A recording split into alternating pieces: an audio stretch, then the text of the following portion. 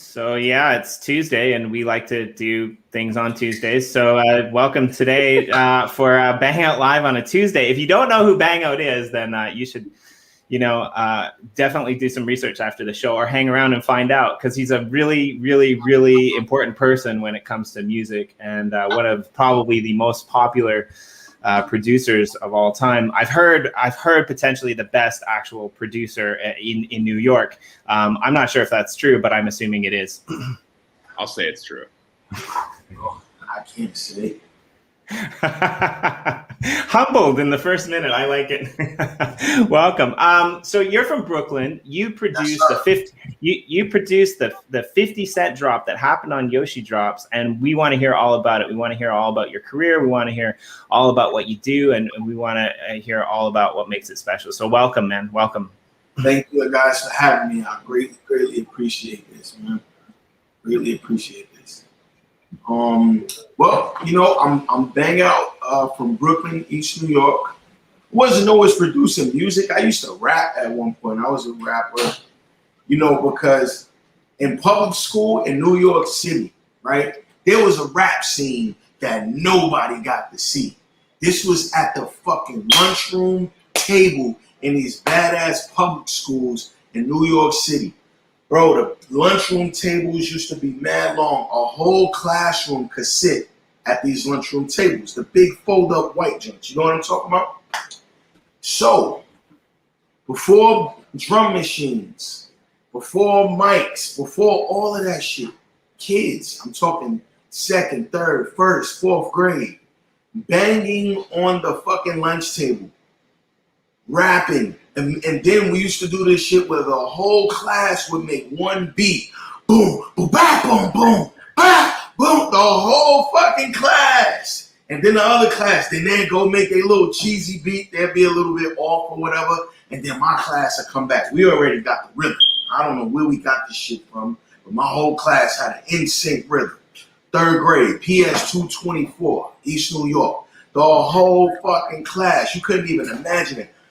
30 kids, boom, boom, bah, boom, boom, bah. The other class is yelling, oh, they killing y'all. So before any of this make beats, rap and shit, I was in PS 224. I was in that beat band, man. That was my intro to the music industry. That was music school. Yeah, bro, music school. That was crazy. That was the intro for me. There's always that dude who's like awesome with making the beat with the pen, where you can just like, yes. And then he like, I don't know, it's always funny. I always see that kid. I'm like, all right, get it going, come on. That's where it really got a little interesting at, because everybody couldn't do that shit. No, no. Everybody couldn't do that, but everybody had one of these and one of these. You know what I mean? And that slow ass beat, boom, back, boom, boom, back. Girls, boy, it was crazy. Hell yeah, dude. I think there's a lot of that culture that people missed out on because it wasn't shown on TV and stuff. And that's like where a lot of people got, I guess, like what they think is hip hop or something, like their image of it. Yeah, this hip hop shit is weird, bro, because it's so old, right? And I'm not gonna say so old, but it's old. It's like hip hop is like about, in my view, this is always a conflicting number. It's about maybe 40 years old, somewhere around that area. So people forget about a lot of the beginning foundation stuff that made this shit cool. You know what I mean? Before there was anything cool about it, there was just a spirit in it that you had to have. Didn't matter where the fuck you was from. You know what I mean? Like James Brown, like even down like the classic music that helped inspire a lot of this shit. Like there's influences that people don't really acknowledge or have even forgotten about. They're like very clearly heard, If we give New York the credit that we have always been giving New York, like the Mecca, whatever, right? We gotta go back to Video Music Box. Let me tell you people something they probably don't know. Video Music Box was Ralph McDaniels. He used to play videos in New York City. Now, New York City is the Mecca. Guess where New York got our hip hop from? You would never fucking believe this, bro. We were listening to normal, regular rap stuff, but we were listening to pop, rock, Bob Marley, fucking what's that song? Take on me, take on me. So if you grew up in the 80s doing hip hop in New York, your early hip hop foundation, because it was on this hip hop channel, right? It wasn't just all rap. It was black music, white music, this music, whatever Ralph McDaniels played. And Ralph McDaniels played a lot of different music. He was playing country music. I'm not gonna say like straight country, but some of that shit was kind of country. Sarah. So that is early hip hop still, because early hip hop wasn't necessarily rap. It was a style. It was the cut in your jeans. Michael Jackson was hip hop early. It was a little bit like soft, but it was still street. This motherfucker was mad, and he said, "Beat, fuck out of here, man." We knew what that shit meant in the streets. So that was hip hop to us. We didn't know.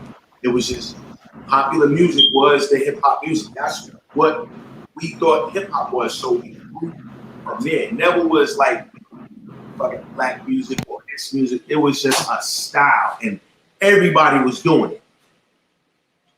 So at what point did you?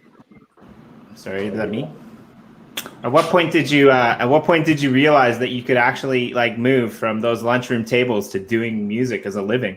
Because like, I mean, you did it, right? Like you've worked with some of the biggest names in the industry now.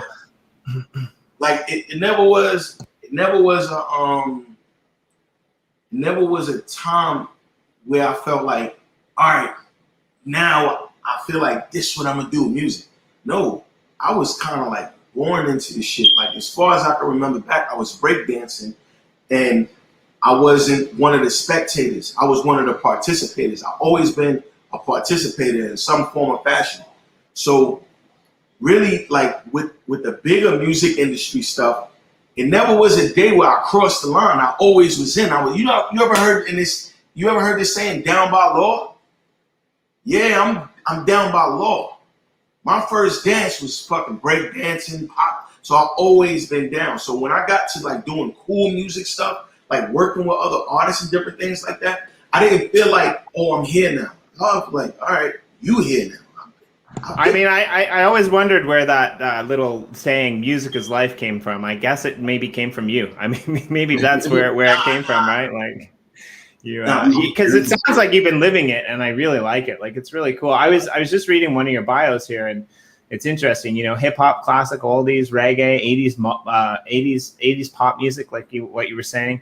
All of these things like kind of ended up like getting you to be a producer and working with like some really big names as well. You know, like not only 50 Cent, but you've worked with like Snoop Dogg, you've worked with Christina Aguilera, you've worked with you know, a bunch of different really well-known musicians. So I mean, it's really impressive. Yeah, pretty much everybody. Yeah. But, yeah. It would, you know, what's crazy? I never been into my credits, anything like that. I just stay working. Sometimes I forget about credits, and it's embarrassing on a business side. But as a creative, I'm allowed to be a fucking retard a little bit. You know what I'm saying? I'm allowed to be a retard. I forget. And what was the question? What was you saying? It wasn't really a question. I was just saying I'm kind of impressed because I didn't really know that like you had worked with that many musicians before. Like, and I just think it's really interesting that like the musicians that you've worked with are almost as varied as like your interests in music themselves, right? Like they're going across all of these genres. It's not just rap. It's not just hip hop, right? Like you're in the mix, so to say. I try to be because I was always a music producer. I started out with hip hop, but I just love all type of music. If you could look at my playlist, bro, I listen to shit from different countries, different genres. I remember just being in the studio. I wouldn't vibe out to like straight up hip hop. I have like a fucking disco song. My buddies be like, yo, what's wrong with BangOut, bro? We trying to get in the vibe. You know what I'm saying? And this motherfucker got on. When I walk through the desert with a horse with no name and la. And now, mind you, I'm in the studio with the fucking goons. I'm rolling a blunt myself. It don't look nothing like the music that's playing. That always been my style. That's kind of what I'm known for. Like, BangOut gonna play some weird shit today. Yeah, that's my thing, man. I just love music from all around the world, man. Everybody made a dope contribution to music from all around the world. Sorry, I'm mute over here. Yeah, I really love that. Yeah, we are getting some pretty good echo. Yeah, so like studying the hooks in every kind of genre, right? Like figuring out what is making people happy, right? Of all different genres, though. Just that it excites me to hear that, because I've often wondered if successful people around the producing dig that, because you want to bring in as many influences as humanly possible so that you can differentiate. You can bring something that might be just that level of different that just drags people's ears and won't let it go. Yeah, and then I noticed, like, there's genres of music where it's like a small genre of music, but that small genre of music don't give a fuck about the rest of the world. They just into their little groovy shit, and it's so groovy, and they're ignoring us. It's like, wow, what the fuck are y'all doing? Like, yeah, you know, there's that in electronic music too. There's like EBM instead of EDM. I don't know if you heard of that. Like, there's like all these subgenres of music within the music, but like, you're right, some of them are like almost too cool for us in general. Yeah, we never knew. Like, I find out about genres late all the time. Like, I found out about what did I find out? There's this I'm working on a soundtrack for an Egyptian themed game. So I found this this kind of like guitar rock that been going on in like the Middle East regions, right? Shit don't sound nothing like the music that's being played out there. But boy, oh boy, they have a following. The music sounds crazy and funky, and they don't give a fuck about like reaching out to the rest of the world. They just got their own little thing, got their own little camp. And that's the cool thing about music now. We can get on the internet and go just look around the world. Like, wow, I wonder what that sounds like. Oh, they doing this over here. So it's cool now, man. I'm happy to be alive at this time now to do music. I would have been fucking horrible if I was around like the time of the Temptations, because I'm too lazy to like dedicate to an instrument. I like touch every fucking thing. You know what I'm saying? I would have been the guy that didn't know how to play shit, but I touched all them fucking instruments though. I've been on the drums. I've been on that horn. I know what that goddamn the violin do. Yeah. Yeah, that's how you get all these new sounds too. Like when you're like indiscriminate about genre, instrument, style, like that's how you get the new sound that people are like, oh, what the hell is that? Like that thing that gets into your ear that you don't even want to like it, but you do. Like that's how you create that sound, I think, is like just experimenting and finding the catchy shit from different cultures that we haven't even heard about yet, or that we forgot a long time ago. Yep, that's my claim to fame, bro. I'm a scientist. I mix the green shit with the blue shit for real. I don't like doing I don't like the conventional normal way of doing music, because I can't really, like, technically I can't really play that well, but that's my gift, because I'm not going to sit at the keyboard and do what the good keyboard player is going to do. I'm going to do something that's going to make another producer be like, yo, what the fuck is that? Yeah. You know what I'm saying? I think that's another one of the foundations with hip hop. Think about this, right? All fucking genres of music, the people have been talented and they kind of knew what they were doing with their instrument. Hip hop is the first time where you got people making music that don't necessarily know how to play music or necessarily know how to write songs, but these motherfuckers got together and they made a tune and it sounds cool. Now, you get what I'm saying? This is your first genre. You don't gotta be that good. You know what I'm saying? Hip hop is kind of like fucking drum circle music, man. You ain't gotta be all that good, man. As long as you can hit that bitch, we might like it.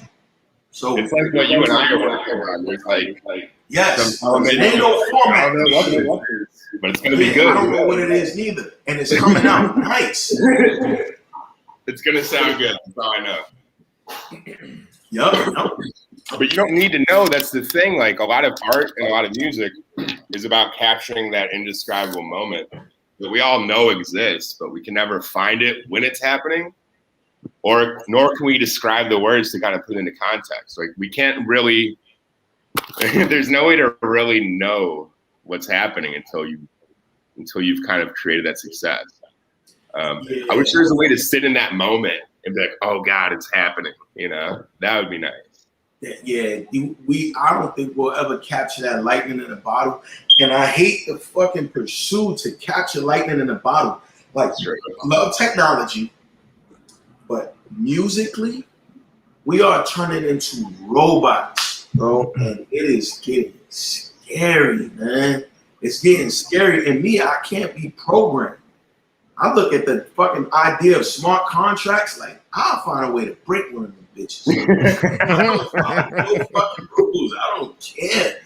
And you see how a lot of the music is cookie cutter, and I love trap music, but I could talk shit about trap music because I was there from the beginning of that shit. So if I'm gonna talk shit about trap music, it's kind of like computer programming. It's not really music no more, it's computer programming. And although we like some of them trap grooves, a lot of that shit is dissonant. If I'm using the correct word, it don't really feel good. You know what I'm saying? So I'm one of the motherfuckers that's trying to keep this free spirit of music alive. You know what I mean? Yeah. It's absolutely true. I like what you said earlier, because I think it's an interesting kind of like parallel or paradigm to go from where you came from in New York, where, you were banging on tables, listening to like maybe what your friends brought home on the radio or listening to what the street music was, to this world now where you're a music producer and you can pull from all over the world, right? Like those are two extremes, like really, really interesting extremes. So like, I'm kind of curious, like how did that like affect your transition into music? Because I think when you're someone like you who's really creative and good at like, coming up with these ideas that they want to put into motion themselves, being in that kind of, small space, or even for Brooklyn, New York, with the rap scene and some of the things that are coming out of that time zone or that time period, being in that echo chamber kind of produces this genre that's all on its own, right? But then when you get out in there into the world, you were talking about like pulling these like, musical beats from Egyptian music and stuff like that. Like, how has that changed your producing, your engineering? Like, how have you kind of adapted, or was it always just a part of you? Yeah, like I tell you like this.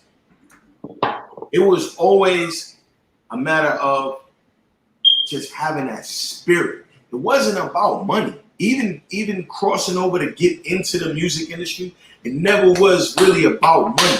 It was like, do your beats knock?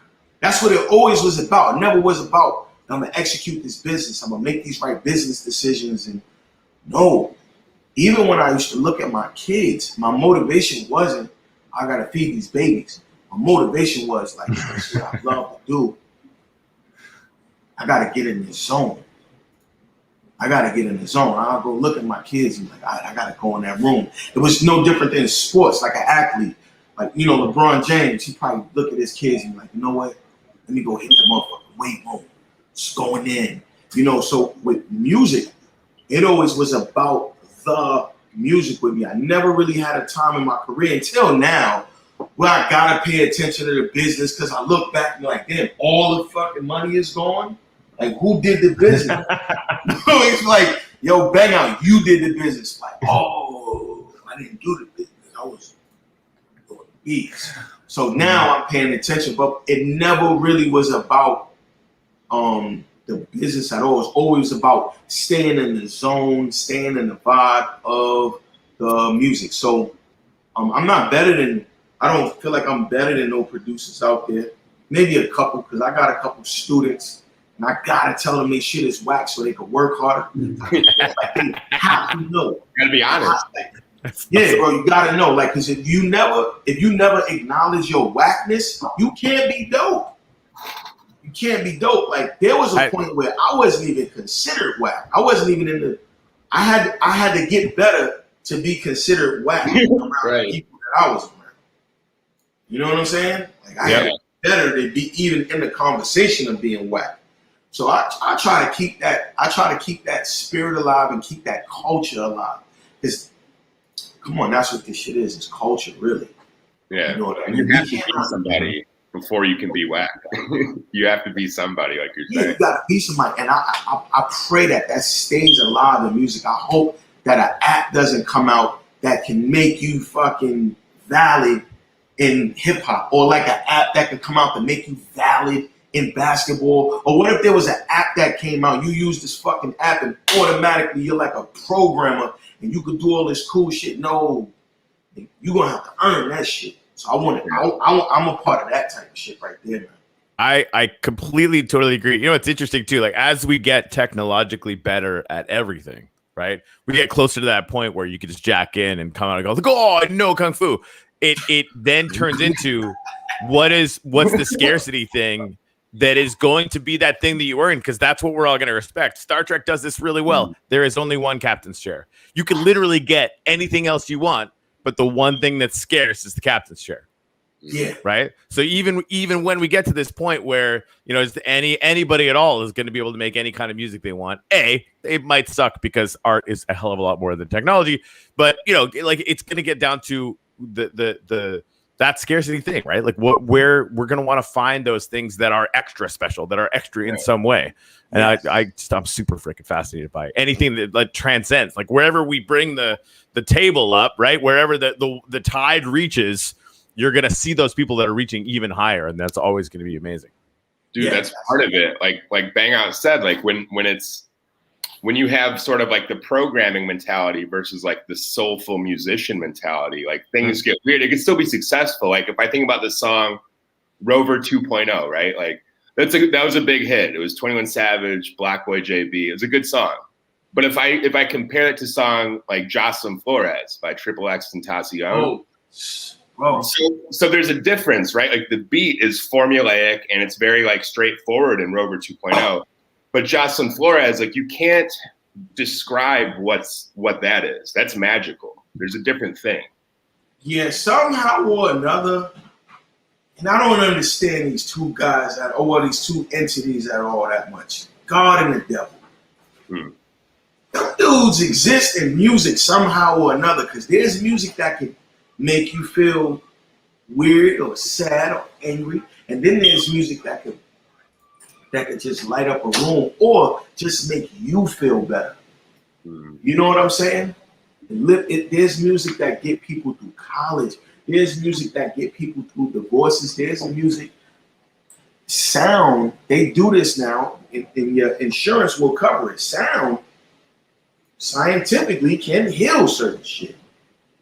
You know what I'm saying? Sound healing. And I'm into stuff like that too. I'm a baby student with it. Don't question that. But sound heals, and sound can hurt. Sound weapons are actually banned on planet Earth for a specific reason, and I won't disclose at this point. It's interesting you say that, because I actually have a rage playlist. Like, when I'm really angry, I just get in my car and, like, I drive into the middle of nowhere and I play it and I just, like, rage out, and I'm like, I feel better after it, right? Like, it lets you release that energy, right? It's almost like that, you know, acupuncture in a way, right? Like it kind of gets you to that head space that you need to, like, go through and deal with certain things. And I think that's a really important thing that a lot of people don't understand about music. It can shape you.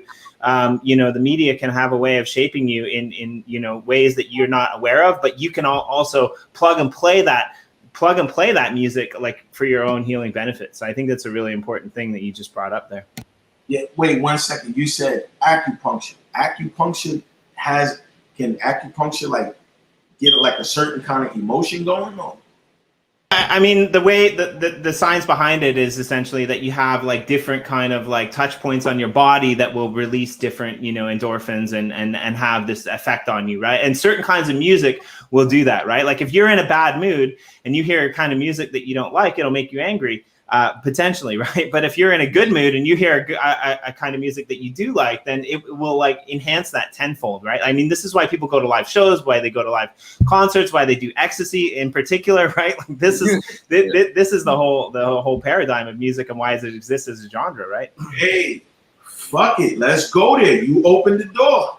Yes, let's do this. You open the door, brother. Jimmy D, you open the door. So, you know, hey, man, look at this shit. It's 2021 now, right? Music obviously has a big control over people. We have a major fucking responsibility of being musicians, tech people, just regular humans to protect the regular, normal human shit that we love. You know what I'm saying? As far as acupuncture and music, right? These are two different ways that can transform humans. Acupuncture can transform humans. Music can transform humans. So we're going into an area where music can be programmed on a major scale from the big labels. They can program all of the music to kind of like sound the same. If you program the music, you program the people. So we're the fucking regular programmers, right? Like computer programmers that can stop this fucking big entities from programming us like little fucking computer chips. This is where I don't mean to cut you off. This is what cryptocurrency is gonna stop. I believe these things being decentralized. I don't think this big corporate monster. Well, I'm not gonna call them a big corporate monster. I don't want no fucking beef with them. Big corporate guys, you know, so they can't have too much control over us. I think that's what we're here for right now. The blockchain space, integrating with all of these different businesses to just make shit transparent. That's fair. That's human-like.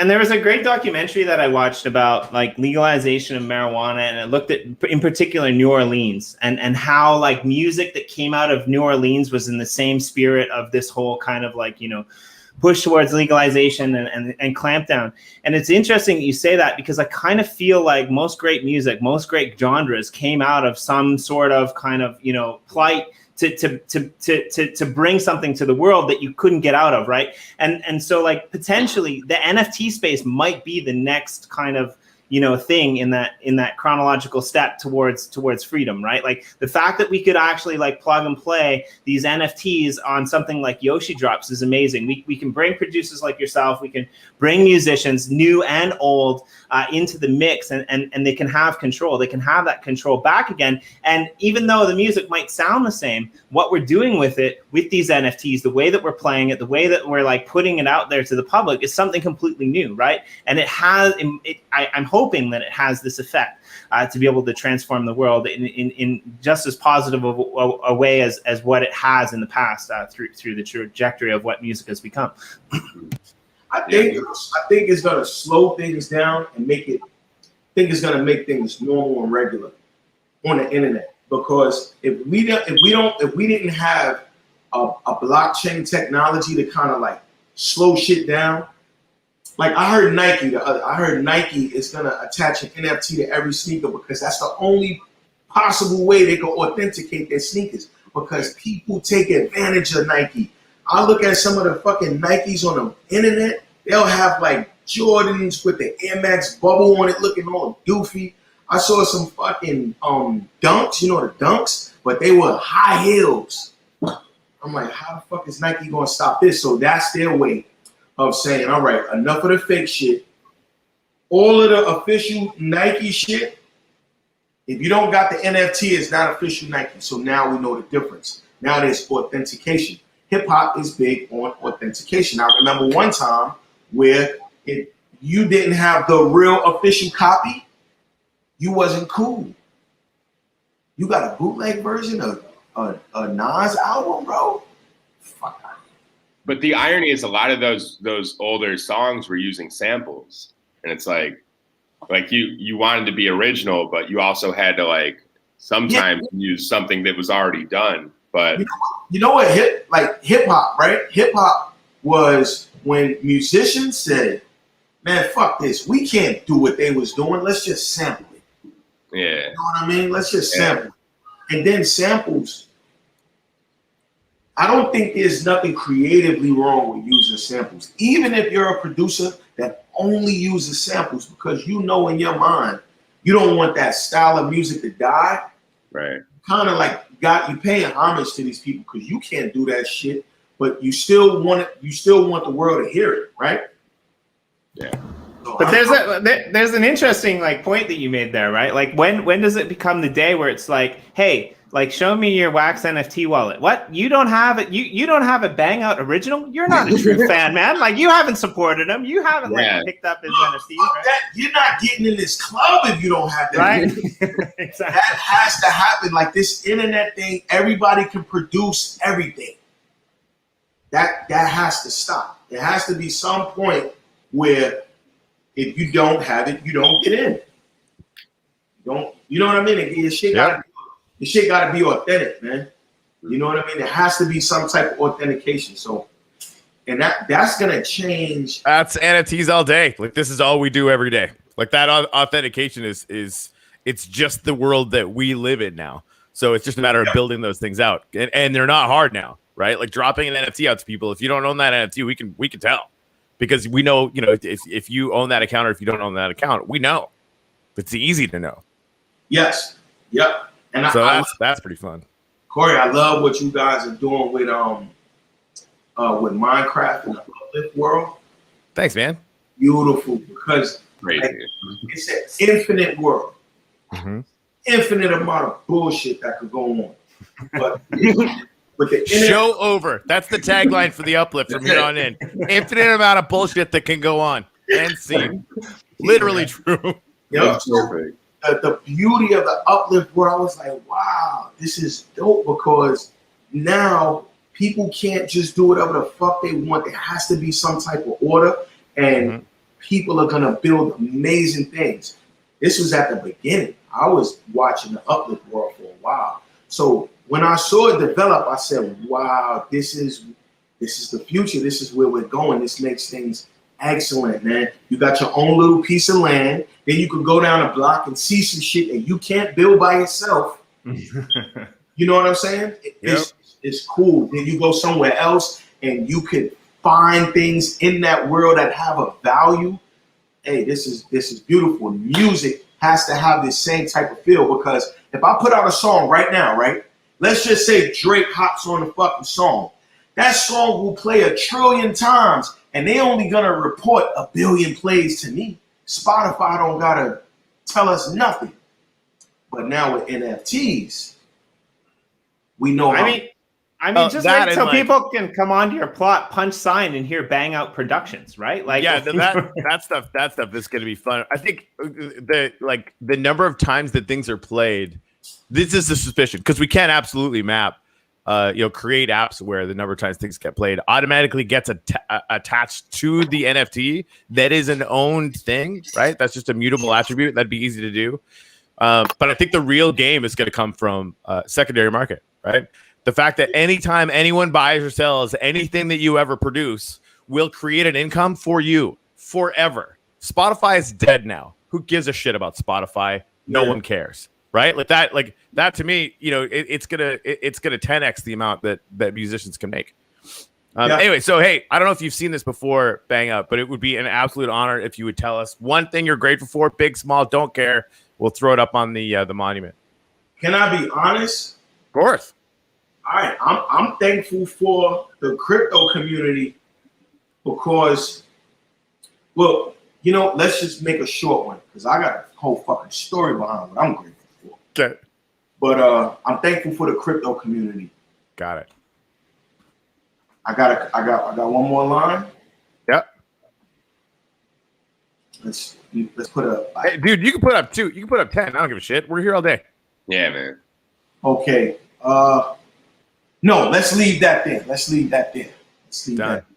Because now here we go. Here's the real story. Here's why I'm grateful for the crypto community. Like the music industry is like a fucking bully in the boxing gym. And everybody that comes in there, this fucking bully is just going ape shit on people. And you're like, and 10 years later, you're like, whoa, I just wanted to make some fucking music. You know what I'm saying? And this bully is just knocking people out. Then cryptocurrency walk in the gym. Do that shit to me. So the crypto community is is gonna kick the music industry in the nuts after you punch him in the face. You know what I'm saying? And the music industry can't do nothing about it. They've been raping people for way, and y'all don't really know the stories. Like, people know about like the selling your soul to the devil. Man, fuck that. That's light compared to how much money they stealing from people on these fucking contracts. People find out 20, 30 years later that their relative is owed $2-3 million. Wow. 40 million. There's people who generated hundreds of millions of dollars just off their efforts alone, like producers and shit like that, right? Never saw 1% of that money, man. So I'm happy that crypto is here to straighten this shit out. Even if crypto community just come and straighten this shit out a little bit, bro, you know how many rich people y'all gonna make? People that really deserve the money and can do good shit with the money and help change society for the better. We think about that every day. That's why we work freaking 12 to 16 hours a day, because we absolutely see that. The second that I met Embley, like, I did one of the first music videos, on the blockchain. I was like, oh, that's really cool. Yeah, did you realize the secondary market thing? The second I saw that secondary market thing, I was like, it's all fucking over. It's all over. 20 years from now, buying and selling, NFTs, and you're gonna have no idea why. Like, it's many orders of magnitude more royalties now in the system than has ever been there before, and nothing is stopping you, BangOut, from doing it for yourself right now. Absolutely. I'm praying. Well, I see it working now, and I'm starting to understand it. Yoshi drops the other day. Yep. I'm still trying to wrap my head around this shit, bro. I'm still, because it's amazing. Yep. And who would have thought that we could just put the whole music industry to the side and do it directly with the people and see in real time that they're reacting, they're buying shit, and then they're selling it on their own. It's gaining value.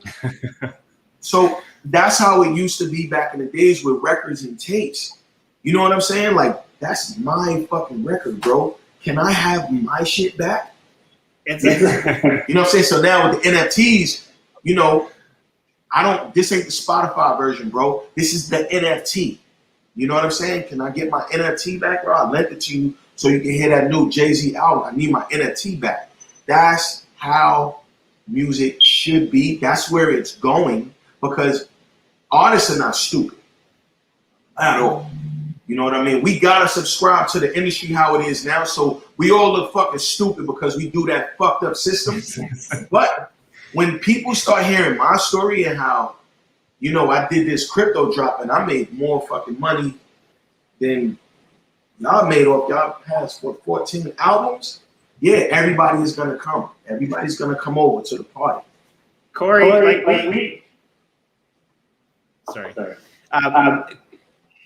Who is that? Are you going through your No, I'm not. Like, I've been fine all day. So Corey, we really need to we really need to give BangOut credentials to our whole our whole thing, and just let him do his own show called BangOut the Stories, where he can just interview all of the people that he brings into crypto and all of the amazing things. I would watch the fuck out of that. Does, right? As a full-time job, I would just watch that. Right?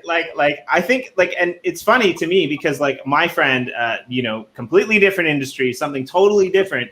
He owns a wine company. He distributes wine in British Columbia, in Canada, and he can't get his own wine to give to people for samples. It's the same thing, right? This is business in a nutcap, right? He has a wine company that he can't give to people for samples because the board of it's the same thing that you guys are dealing with the music. And I think that that's a really interesting, story. So what was it in particular that got you to come into Wax, that got you to come over to Yoshidrops, and got you to say, hey, look, it's my good friend 50 Cent's birthday, and I want to drop this freaking NFT to all the people who are supporting this? MIT, be honest with you, MIT, right? Didn't see that one coming. Me neither. Yeah, me not being a genius, but I am a genius because I know who the geniuses are. So MIT, we already know these are the leaders of science in the fucking galaxy, right? So I always knew about Bitcoin since way back in the geek stages of it. 2010, 11. I don't know how. Me and Yoshi just knew about the shit somehow or another.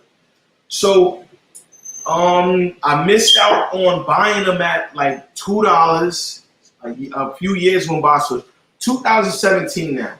And the article said that MIT, this was an article by MIT, and they said that blockchain technology was man's greatest invention. I was like, get the fuck out of here. MIT said this? This is going to work. Let me see what it's about. I said, Bitcoin is really going to work. Even if Bitcoin don't work, cryptocurrency in general is going to work because it's built on blockchain technology. So fuck the cryptocurrency part. Blockchain is the serious shit. So I saw the inception of CryptoPunks.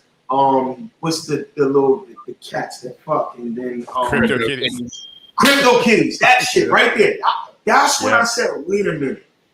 So if you could own a digital asset, oh, this is going to take over the music industry. It's over. It's a wrap. It's only a matter of fucking time.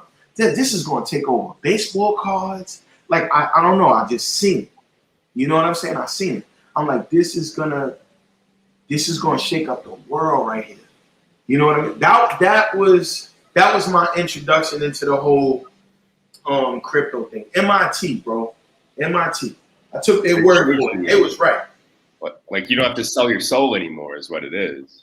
Like we're talking about. Don't. And people do, listen, you don't even have to try hard to sell your soul no more.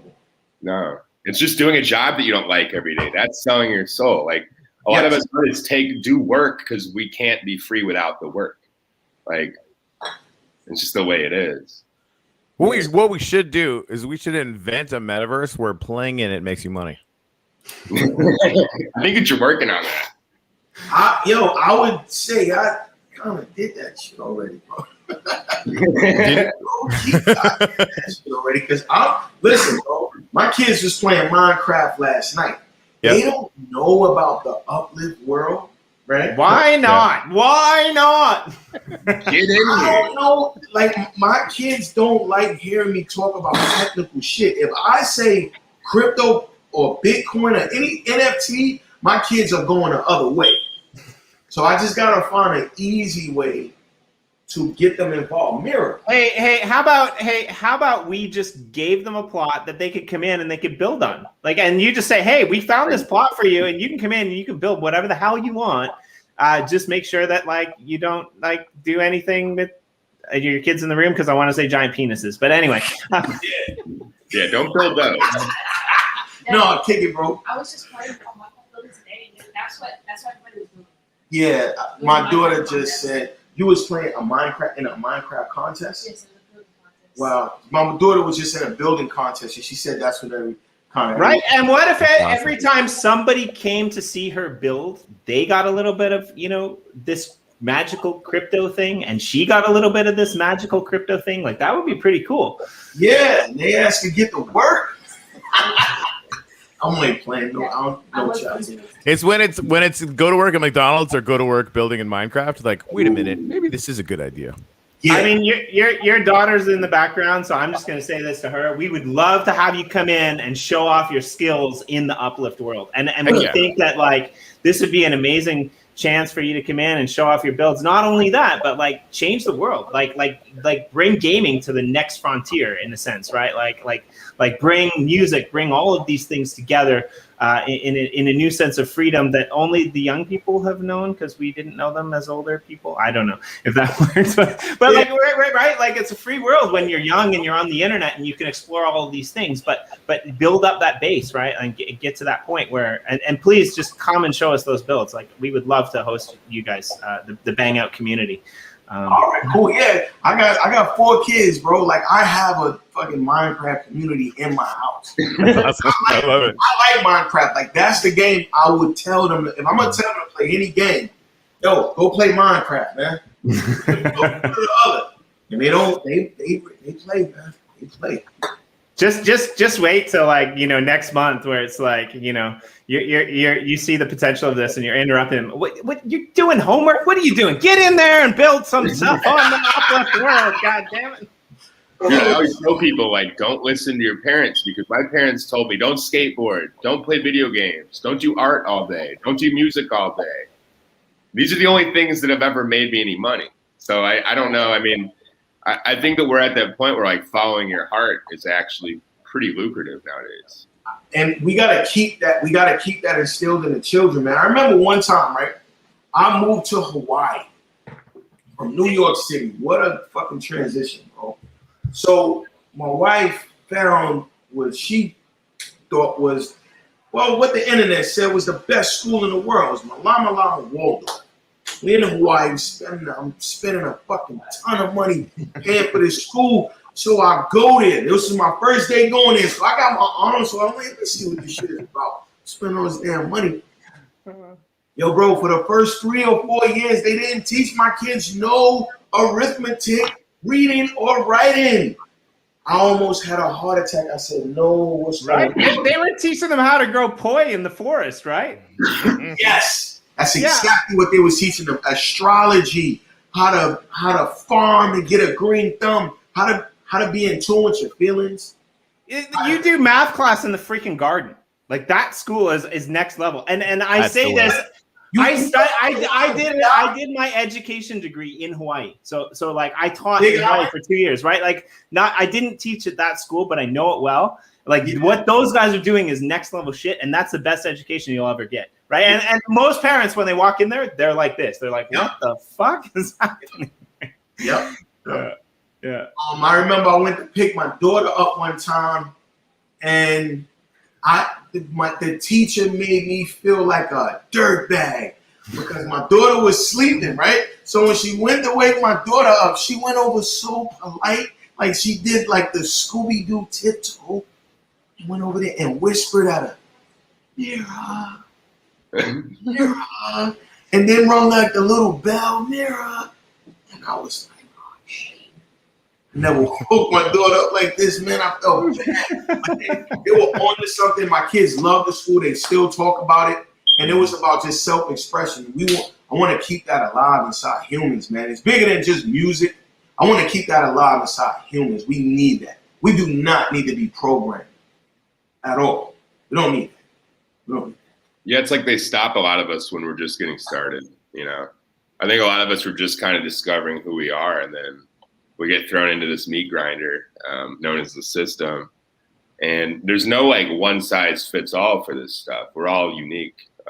We're all beautiful people. So it's good to be planted in environments where we can actually flourish and be ourselves and become adults and see like what powers do we have if we're allowed to kind of exist and grow up in this environment that actually promotes who we are as people. Yeah, definitely. There has to be space for that. And like there's other people like you guys out there that want to see this type of reality come to the world. I think there's another group of humans that don't give a fuck, and they're only concerned about programming. But we know the technology. We, the good, regular, normal people, we know the technology, so we could put up roads. We can make this shit organized. We can establish order to it. That's what I love about the uplift world. When I look at my kids' world, it's like bullshit, man. I ain't got no road. How are you? My daughter told me she's lost. I said, how the fuck are you lost? How you getting back? She was like, I don't know. And I lost all my stuff in the lava. So with the uplift world, there's order to it. It's a fucking railroad. You can't just go build on somebody else's shit. You know what I'm saying? So with this whole programming thing that society is doing to us, if we didn't understand this technology and we didn't have the power of these NFTs and these different things, we could be going in a real fucked up direction. So kind of like gatekeepers. I mean, hit me up, like, after the stream, and we'll definitely get you some land. I might even push Corey to give you a whole fucking world, because, like, I'd like to see what you do. Come on. Like, I don't know, man. Like, bringing, yeah. But I think it would be really cool to see what you do with this. And like, I thank you for sharing the personal stories. Like, I know a lot of times on these interviews, you must dive into the technicals of what you do, and we got a little bit of that in the beginning. But I think as we get older and as we, people say we get wiser. We don't. We just discover ourselves a little bit more, and we find out what we're good at, and the way to like kind of tap into the world and make that a thing. So sharing these stories, I think, is really important for people to understand, right? Like you're not just a kick-ass music producer. You're not just like an engineer that knows people. Like you have kids, and you're trying to teach them, you know, a better way forward than what like was laid on your plate at a young age. And I think like the discovery aspect of all that we do here in the uplift world is really good. But like all that is done in music and art and all of these things that are underappreciated in the modern educational system is really important.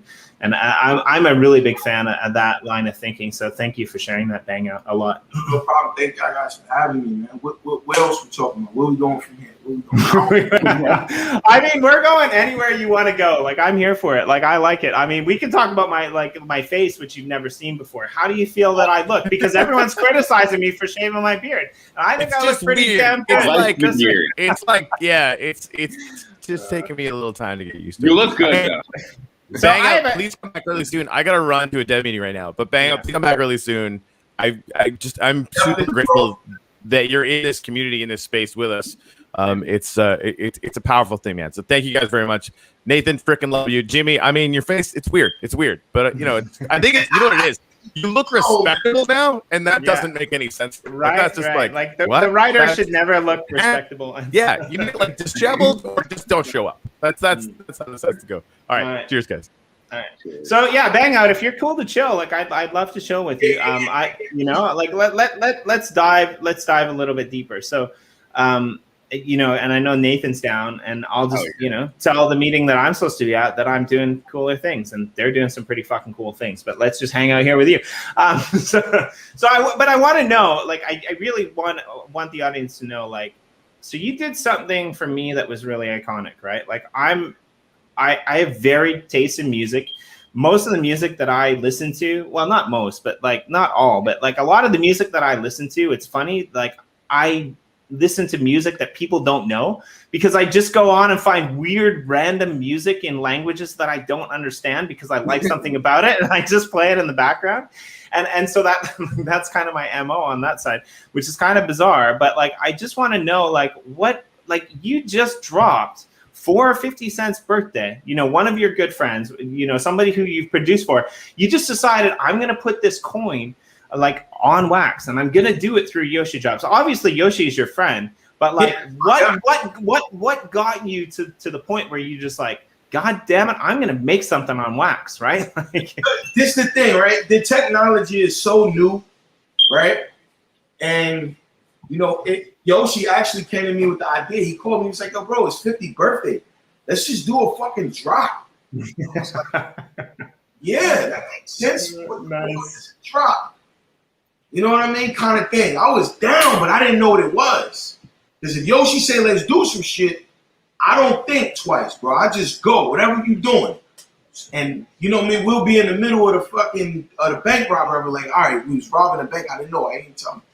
I'm just gonna hold for Yoshi. So he said, let's do a drop. It's 50 Cent birthday today. I said, okay. What do I gotta do? He said, you ain't gotta do nothing. I said, all right. What is it though? He was like, we just gonna drop a 50 Cent coin for his birthday. And he said, it's a little bit complicated, bro. We dropped this coin and the people gave it a value.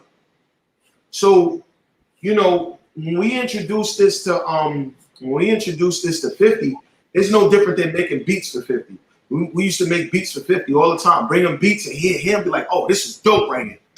I know what to do with this. So that's what we're doing with the cryptocurrency net right now. We just produce the product, and hopefully, you know, we do something that 50 said, yo, that's crazy right there. And I think, you know what's really interesting for me about that is like we did one of our first drops was with the Oxymorons, right? And we did that, and they said when D was on the stream, he's like, this is messed up because our fans don't even know about this yet, right? Like imagine, like we just dropped to like all of the Yoshidrops holders. Imagine when the 50 Cent fans are out there and it's like, oh, well, normally you'd have to pay to get into the show, but if you have one of those memberships, I'm not saying this is going to happen. So please don't get angry at Yoshidrops, but like you get exclusive rights into the club for something like this, right? This is all possible. We're probably not going to do this. This probably won't be a thing. I can almost guarantee that it won't be a thing. And if it is a thing, it's only because we talked about it here right now, but it's probably not going to be a thing, right? But like, imagine like that paradigm and right. So like, I'm really excited to hear like how he took it. Like, did he look at you and be like, hey man, have you been listening to those guys over at MIT again? Like, what is this fucking crazy cryptocurrency thing that you're talking about? Like what was his reaction? Because I'm kind of interested to know that. Whose reaction? 50 Cent's reaction, knowing that he got a birthday gift dropped to like people, you know, fans. And yo, bro, we don't know yet. 50 Cent is this iconic television producer now. So we got to do things. A lot of the people around 50 Cent that are doing other ventures, because this is a guy that's into like maybe 12 different businesses. You know what I'm saying? Television, liquor, you know, boxing, marketing and promotion. The This Is 50, the website, and all type of other shit he's doing. All of us that are creatives around 50 and the whole G Unit business and Shady and all that, we got to do things to get on the radar with them. So right now with this whole crypto thing, I'm pretty sure there's other people trying to get on 50's radar. But, you know, you got home team members like me and Yoshi that have been around from the beginning that are bringing these crypto ideas that make sense to the situation. Because I'm pretty sure somebody bought some shit over there that didn't make sense. But, you know, the community, the crypto community is going to make 50 wake up to this. You know what I'm saying? Because it's a thing going on. Like, we have a thing going on without 50. By the time he find out about this shit and look at it like, oh shit, this shit is working? Oh yeah, bro. It's working big time. He gonna want to play ball. So I'm sure you get asked questions like this a lot. And so I have one more question, and then I'm sure Nathan might have a couple as well. But I want to ask this because like we got to look into the people that you've been working with, and we need to ask questions about these amazing people that you've been working with, and we need to know, you know, what your perspective on some of the most amazing artists and producers and engineers in the space are. I want to know. I really want to know your honest thoughts about Yoshi, because he's one of my favorite people on the planet, and like, you work with him day in and day out sometimes at times, and like just tell us about Yoshi, because I think that's interesting to hear your take on that. I'm gonna be a whistleblower. Fuck it, man. Yoshi is like one of the best kept secrets in New York City. Be honest with you. I met Yoshi at a studio called Romeo. This is at a time where I was working with G Unit at the time, and I was trying to transition over and start doing like pop and rock, just more different genres of music. So I meet Yoshi. Yoshi didn't even speak English, but he was in a cycle. We was smoking weed. The Japanese guy was there. I thought the shit was cool. You know what I'm saying? He didn't say much, but then he sat down at the board, and I was like, oh, he engineer? My man Sick Pack was like, yo, he's good too. So me and Yoshi just got cool because I would just sit in the studio and smoke weed all day anyway. Engineer, yo, come on, bro, let's go. So that's how Yoshi got cool. Then I had to build my own studio, and somehow or another, Yoshi, I got Yoshi to come with me to be my engineer. And amazing dude, man, just hard work, dedication. He really didn't even know English that well, but he knew how to engineer real fucking good. So he got the respect from the artists early. Everybody loved Yoshi because you got him in a room, your music gonna come out real dope. Then he started to learn English. He started cursing, talking slang, smoking more weed. No, I'm only kidding. You taught him how to normally, right, with music, Yoshi was the technical guy, but Yoshi started to get on the business side too because he knew how to do business strategies. He knew what would work for marketing, and he was a real fucking fun dude, so we listened to him. Mm-hmm. So there was a time where maybe a year later after I opened my studio, I wanted to close it. I didn't really like the direction. So I had too many people involved. And it was only like a good 3 of us, 4 of us really, really working. And Yoshi was like one of the hardest workers there with us. I was blessed to have one of the most important executive assistants at my studio. And I said, listen, you got to take Yoshi with you. You really know what you're doing. He's going to make you a ton of money. Long story short, Yoshi is working with some of the biggest companies in the world, making them a ton of fucking money, and it wasn't taking care of Yoshi the right way. It wasn't taking care of him the right way. I watched Yoshi like pretty much set up multi-million-dollar situations on a normal, regular, consistent basis. Like that's what the fuck he was doing. You know what I mean? I was like, I'm proud of my dog, man. And then, you know, me and Yoshi never really been into, like, money is not really like the most important thing to us. Me and Yoshi always just talk about geek shit. You know what I mean? What's next? What's new? So we've been talking about crypto for a while, and we just came to the point where we like, yo, you know what? Crypto is gonna take over the music industry. We might as well get a fucking front seat on this roller coaster, bro. You know Nice. So that's what we've been doing, bro. Just, you know, paying attention to crypto, still staying true to music, because Yoshi's a dope musician also. Yeah. Yoshi is a dope musician. You get this motherfucker in the studio, it's a rap. Like, we gotta make a big record. I'm talking about good chords, good arrangements. Yoshi is the guy to have in the studio because he understands all of those things, and he understands the technical things about engineering. So that's my guy when it comes to the creative stuff. Yoshi is one of my favorite people in the universe right now, and it's interesting because like I'm actually in Japan right now. Like, so we have this like weird like kind of connection because like we're kind of, you know, both like on this like, you know, North American, Japanese, we're kind of like mixed in that way, and so it's really interesting when I talk to him about it, like, because, you know, sometimes it's like, dude, you're more freaking Japanese than me, and I'm like, I know, I got to get back over there. He's like, no, don't come back over there, because then I'm gonna like it's gonna be a thing. So, I mean, if you're ever in Japan and you happen to jump on a plane with Yoshi, like I'll show you like one of the 1,000 best sushi places in Osaka, because like it's pretty fucking awesome. Yeah, it'll be good. I like it. I love Japanese culture. I learned a lot about Japanese culture from Yoshi. One of the craziest things I learned from Yoshi was like my family history. I could go back about maybe 3-4 generations, maybe 5, maybe. Man, Yoshi told me he got a scroll that's about this motherfucking dick. You know what I mean? He's like, he knows who great. Yeah. 300-400 years back. And I thought that was awesome. Really interesting. I like it. Cool. That's so cool. There's so many cultures that we, unless you have like a friend that's from there or a friend that lives there, we kind of overlook. But the Japanese culture is one that I've always been super interested in. There's just so many like cool things in addition to just like so many like meaningful things, I guess. There's this mixture of like artistic, but also like deep emotional connection to like family, nature. Yes, preserving. It's real interesting. Preserving culture.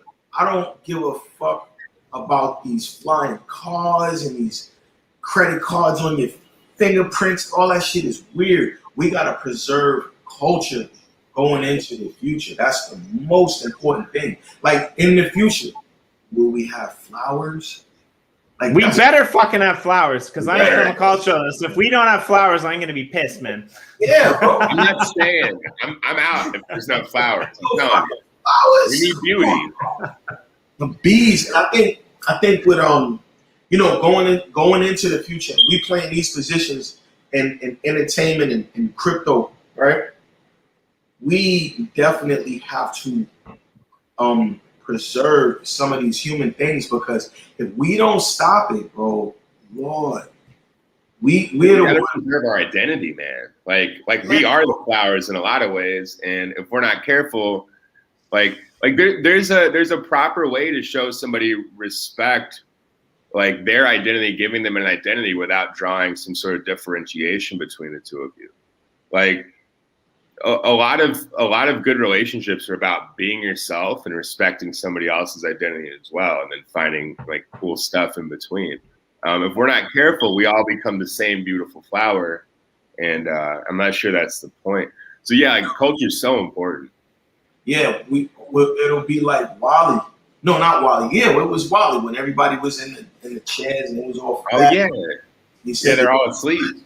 Yeah, they were all asleep. And I keep making this point. I think not just because MIT said it, I could see it now how the crypto community, the blockchain community, is gonna slow down the technology. It's gonna slow it down and like put some type of real pace to it. You know what I'm saying? Put a real pace to it, like with the Minecraft world. Minecraft is an infinite world. With the uplift world, now we have rules. You know what I'm saying? Now we have a real train station, a system that makes it like more human. You know what I'm saying? You go over here, they have that stuff over there. You go over there, they have that stuff over there. Instead of it like being like a random thing, you know what I'm saying? I think it's like, I actually haven't thought about this, and I'm going to have to play this back 2 or 3 times to listen to it, because I think you have a really good point. I never actually thought about what we were doing is slowing things down. Yeah. I kind of thought about like us being in the Wild West, but maybe we're not in the Wild West. Maybe we're in the middle of Brooklyn, looking like in modern day Brooklyn, looking out at like, the Wild West and being like, hey guys, what are you doing? Get with the freaking program. Like, yeah. Right? You guys are narrators. You're setting the context for like a bigger story that's to be written still. And we're giving these things sort of a loving voice and understanding to where, if you look like the .com bubble in the 90s, a lot of that exploded and went away slightly because people didn't really care about it. They thought it was profitable, but they weren't like in love with it. And it came back like raging. Obviously, it's great. But if you look at the crypto community, I think that even a couple of years ago, there would have been some risk of like losing the thought of a mass adoption. But this kind of is pushing mass adoption with a careful attitude, saying, hey, we're not fully ready for A, B, C, and D yet, but X is amazing. Like this is good. X being community. The voice that that we use to kind of protect this thing is also the voice that we're using to build this thing. Yeah. Like right now, the music industry as we know it, that's the real Wild Wild West. Ain't no fucking roads. There's no lights on. All of the business is fucked up. You know what I'm saying? The big guys, they keep all of the money, take out a small portion, and then give us a piece. What the fuck is that? Now with this whole blockchain situation, right? Blockchain, similar to Minecraft, right? Like if people were building Minecraft worlds, people were doing whatever the fuck they want inside the world. There's no rules. Now there's rules. Now we can see the spins. Because the blockchain is transparent, right? We can see. So you can't do fuckery when everything is transparent. Now you got guys going in and building roads. You know what I'm saying? People look at NFTs and they say, digital collectibles, cool. 10 years from now, NFTs are gonna be the new fucking barcode. NFTs, I think that one thing in this space that we need to watch out for, though, is sleight of hand, because when everything's transparent, that's what magicians are all about. You're watching and they're still going to get you to believe something like, hey, I saw this thing, but no, you didn't, or it's actually you didn't see something instead. So I think that in this space, we need to be aware of the fact that could be used against us too.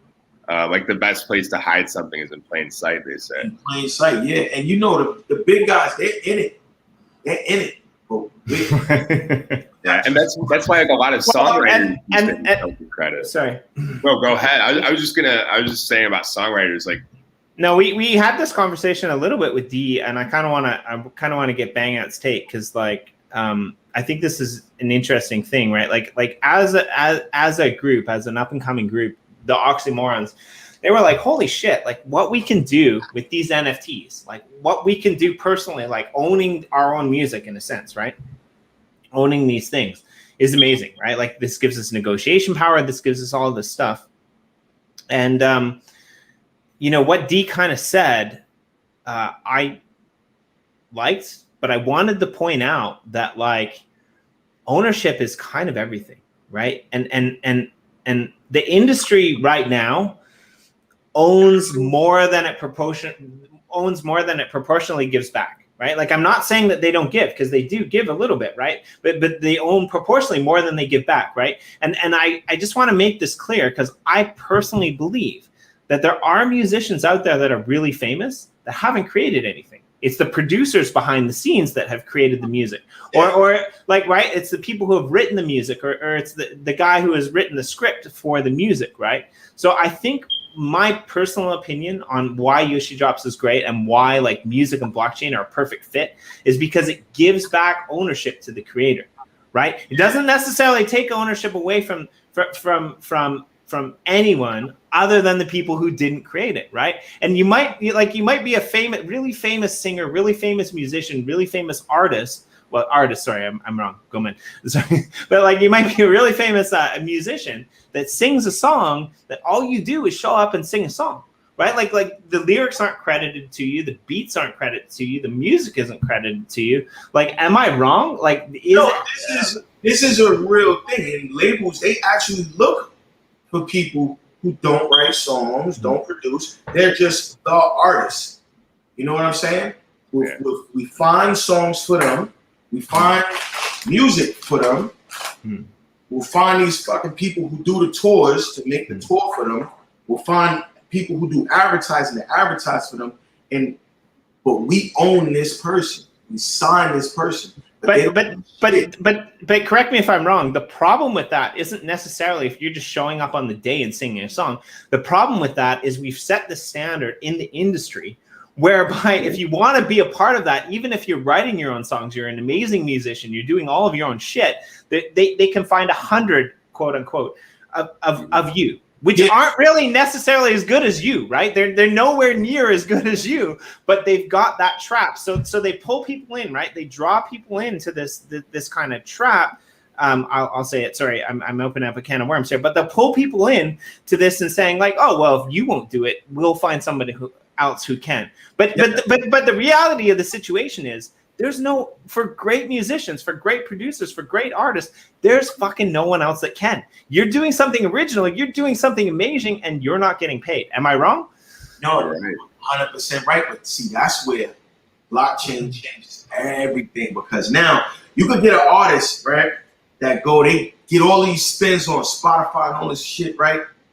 They don't make that much money. Then you got a guy that goes over to the blockchain, humbly, just, that know the technology is cool. Like, fuck it, let me take my chances over here. And that shit is gonna work for a certain producer. It's gonna work for a certain artist, and they're gonna go tell some people like, yo, bro, I just made a lot of money over here doing what I love to do. And they're gonna get wind of it, and the rest of the fucking industry is gonna be like, you got treated fair? For real? You made that kind of, like, getting treated fair is like hitting a lottery in the music industry. They find out, they're gonna come. They're gonna come. Like, I already know the benefits. So you gotta think about it, right? Me, all my years in this music industry, I done won I got 2 Grammy nominations. I don't never brag. Let me just brag a little bit. No, please go and brag. Please brag. Fingers, I got goddamn 2 Grammy nominations. I got 50 did 26 million sold on the album alone. Then the single did like another 5 million. I got an American Music Award, a bunch of Billboard shit. I got awards and like a hallway full of Billboard pages. It's like when you make the charts, those pages are like awards. I got a whole bunch of them shits. The fucking MTV popcorn shit. I don't even know what I got that for. I think that was for Shark Tale. BMI awards. I have a multiple genre award coming up that I want to win. If I get on Billboard with one more genre of music, I win. I don't even know the name of this award. Hey, can NFTs be a genre of music? Because I think it should be. Ooh. I think it falls under indie all of a sudden. It could, like an NFT is indie. Yeah, right? NFT is too big for a genre. But we could let's play with the loophole here, the BangOut, because I like this idea. I want you on that billboard. I just want you to have one more genre of music. That's what I want. Same. Yo, you know what? This is gonna fucking happen. You just said something crazy. An NFT genre. You know what the NFT genre could be? Like small songs. Songs don't have to be, and we spoke about this the other day, Nathan. Songs don't have to be 4 minutes long. Some of the craziest songs are only a minute and some change. Right? Yeah. Minute and a half, like, and then you're like, God, I gotta play that 20 times now because it's so good. And that's the key, because we're all going for like plays. If it's Spotify or something. It's really interesting because I had this idea, so I'm gonna fucking out it here. But like, you know, these YouTube things that you watch now with like remixes of music, and they've got this little like pulsing thing in the corner, right? Now what if you put an image to that? And I'm not gonna say what kind of image, because like, if you guys are out there and you want to do it, it's okay, but I'm going to do it better. What if you put an image to that became like a 30-second beat that was on a loop that played in every fucking art gallery, and people were like, oh, it's elevator music in an art gallery. And the minute that everyone was like, oh, this elevator music in an art gallery is getting really fucking annoying, why do they keep playing it and then you stop the image that's moving on the wall and the music stops. And then you say, welcome to the brand new world of NFTs. And then you play it again. Like what if you could do something like that? Because you're completely right, right? Like you can have a 30-second loop that's amazing. It's the best, like musicians pouring their heart and soul into something, right? And yeah, so go on. I'm interested. I totally sidetracked you there, and you were onto something, but I just wanted to say my point, and I do that. No, that's bro. Because it's a thing, right? Like we have movies, and then we have previews. Is previews a genre? No. Should they be? No. But like, should short clips of music be genres? Maybe they should. They should. If you listen to the song by Kanye West off The Life of Pablo called Frank's Track, it's like 30 seconds, but it's one of the most beautiful things you'll ever hear. It's just like a little, like some chords on an organ, and then him just singing. But it's short, it's sweet, and it's all that you need. Low key, this is already a genre of music amongst creators. Yes, it's huge amongst creators. It's called the prelude or the interlude, or like or just fucking like ideas. You know what I'm saying? Yeah. Or like quick songs. Like sometimes a person that have a verse and a hook, and it's dope. And India Ari does it a lot. She does it a lot. Like India Ari, what is it? That album that the song Video was on. She does like a few of those. They're like less than a minute, and they're beautiful. I mean, there's certain things about I'm gonna go back to the beginning of this episode, when BangOut first came on, and I'm just gonna throw something out there. What if cafeteria bangouts were a genre? Oh, dude! I would. What? A cafeteria session? That is, bro, that shit exists in schools right now. It is. Right, but it's not classified as a genre. What if it was? What if someone was walking around schools and producing that shit? Right? Look what happened to music when we get shows on the air that like tackle like chorus choirs in school. I'm not going to drop any names, but like what if BangOut table sessions in a cafeteria was a genre of music? Obviously, it would need a better name than that. Bro, that might be the name. Right already. You right already. It is a genre. It has been an underground genre that didn't want no fucking attention outside of that lunchroom.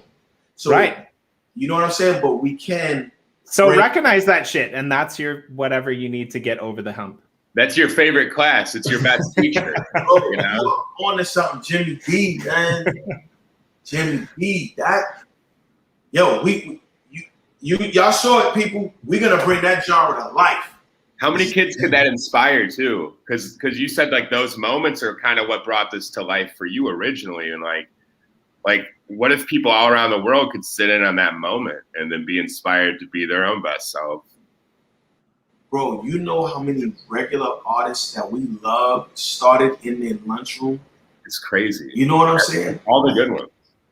Yeah, I think a large percentage of musicians started out as children with their friends at the lunchroom table, or just that kid scene. I think something like that gets shed on that kid scene, that school scene. You know what I mean? That's crazy. Yeah, it's like I mean, you could do like a whole. You could do like there's cheer competitions. There's no reason there can't be one of those competitions. Lunchroom table. I want to be in one. You could have schools submitting their stuff, even like kids submitting their stuff and raising money for their school with it. Well, I'm not sure if you're allowed to do that in the States, because I tried to do that by like selling bentos on the side of the street for like construction workers who were building a monorail in Hawaii. But apparently all education money needs to come from the board of directors, which is why I wrote my whole fucking master's thesis on education, about like why education sucks and it's never going to teach anyone anything good in the real world. And I visited schools like what your kids came to.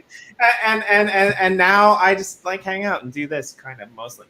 But that's a whole other story. You are the best future because you go, school sucks. Get out of here. Yeah, right. Were you on the Big Island? I was right in the mix actually. I was right in Honolulu. Right almost downtown Waikiki. Okay. Yeah. Like I used to walk barefoot with no shirt and my stand-up paddleboard for 5 minutes, down the sidewalk.